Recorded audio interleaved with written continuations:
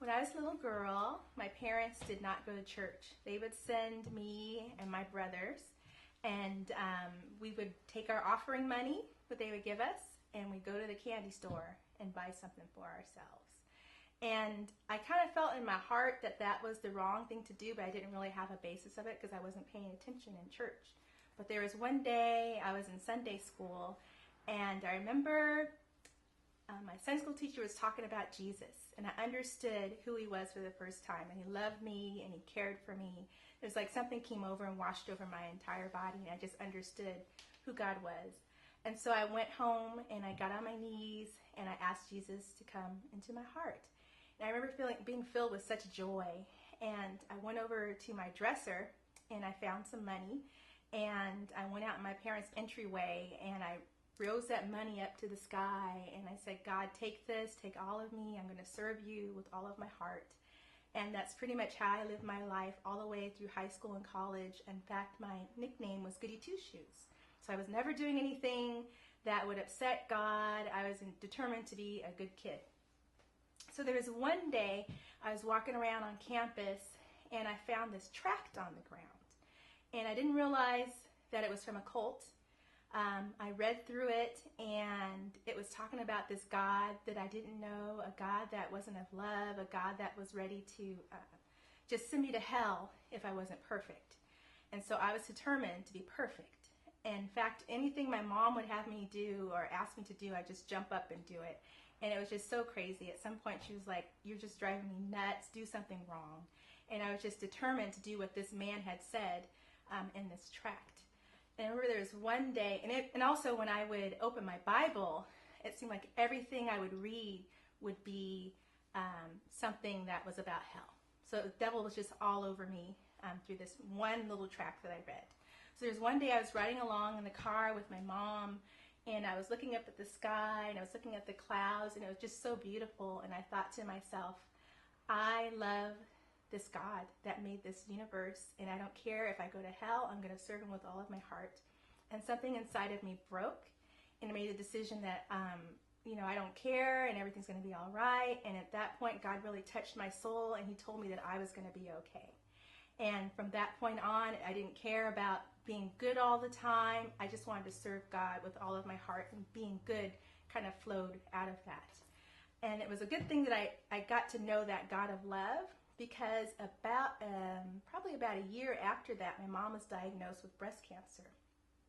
And she went through a horrible bout of it. It was just the most insidious thing to watch your mother go from being healthy to just falling apart. And because I knew that God of love, I was able to talk to her about him and pray with her and read my Bible with her. And we grew closer as a mother and daughter.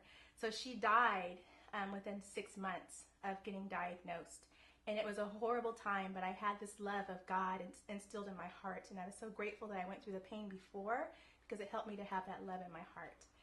And also during that time, my dad, who was an alcoholic, we became really close. And he had nothing really to do with God, but he became really close to God. And our family was going to church, and we had a lot of peace. And probably about a year after that, I met a boyfriend that I had been really guarded most of my life with men, but I met this guy, and he was the most perfect Christian. He did everything right. He was a scholar, he was an athlete, he was really handsome, everybody liked him, and he pursued me for a bit, and I kind of pushed him away, but finally I let him into my heart, and we were just close, and he encouraged me to serve. We just served. We went to Africa, we went to Philadelphia and worked in the projects. We did all this stuff together, and we were serving. But we were also failing in the physical area. So we had this Christian persona that we had going on, that we were this perfect couple, but we were failing in the physical area. And that should have been a red flag for me, that he could be one person, one situation, and another person, another situation, and kind of pressure me to do things that maybe I didn't necessarily want to do. But when he asked me to marry him, I went ahead and I said yes. And we were fine for a long time. Our daughter came along and we were happy. But the things that I saw when we were dating really started cropping up. And it didn't take long before I noticed that he was having a relationship with one of his coworkers that wasn't right. And he kept saying, oh, we're just friends. And I saw some things, so I knew that they were not just friends.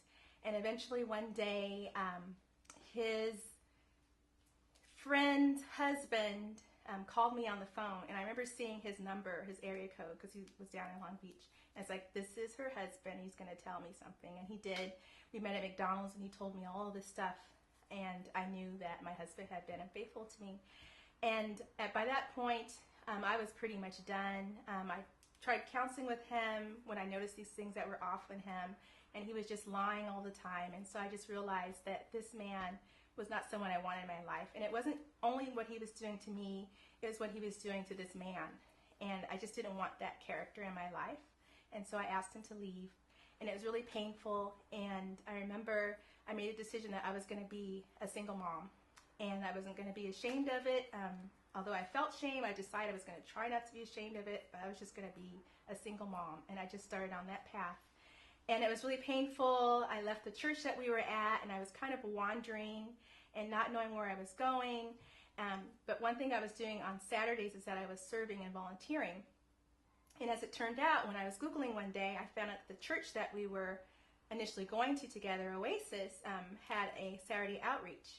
And so I started going, and I got to know the people, and we became a family. So that place in my heart where there was something missing, God filled it up with that sense of family at Oasis.